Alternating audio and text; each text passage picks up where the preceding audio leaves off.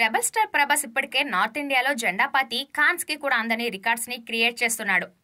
షారుఖ్ లాంటి super star హీరోతో clash ఉన్నా కూడా ప్రభాస్ నార్త్ బెల్ట్ లో 100 కోట్లని రాబడుతున్నాడంటే ప్రభాస్ మార్కెట్ హిందీలో ఏ రేంజ్ లో ఉందో అర్థం చేసుకోవచ్చు. ఇప్పుడు చరణ్ ఎన్టీఆర్ కూడా నార్త్ లో సోలో సాలిడ్ మార్కెట్ కోసం రెడీ అవుతున్నారు. ఆర్ఆర్ఆర్ సినిమాతో హిందీ బెల్ట్ లో స్టార్స్ గా ఎంట్రీ ఇచ్చారు ఎన్టీఆర్ అండ్ రామ్ చరణ్. జక్కన్న ఇచ్చిన ఎంట్రీ పాస్ తో బాలీవుడ్ లో సత్తా చాటాలి, మార్కెట్ సొంతం చేసుకోవాలంటే మాత్రం ఎన్టీఆర్ అండ్ చరణ్ సొంతంగా కష్టపడాలి, నార్త్ ఆడియన్స్ కి నచ్చే సినిమాలు చేయాలి. ఇప్పుడు ఈ పని చేయడానికి ఎన్టీఆర్ రెడీ అవుతున్నారని సమాచారం.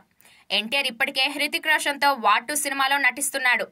అనౌన్స్మెంట్స్ తోనే బజ్ జనరేట్ చేసిన ఈ సినిమా రెగ్యులర్ షూటింగ్ కూడా స్టార్ట్ అయిపోయింది.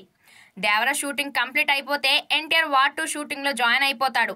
ఇప్పుడు చరణ్ కూడా బాలీవుడ్ లోకి ఎంట్రీ ఇస్తున్నట్టు టాక్ వినిపిస్తోంది.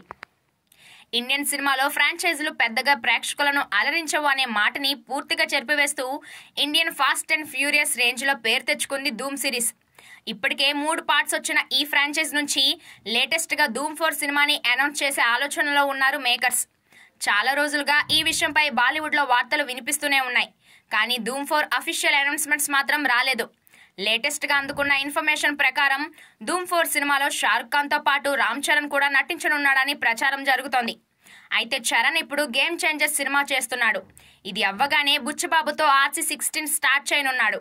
ఈ 2 సినిమాలు అయ్యే వరకు చరణ్ ఇంకో సినిమా సైన్ చేస్తాడో లేదో అనేది ఆలోచించాల్సిన విషయమే.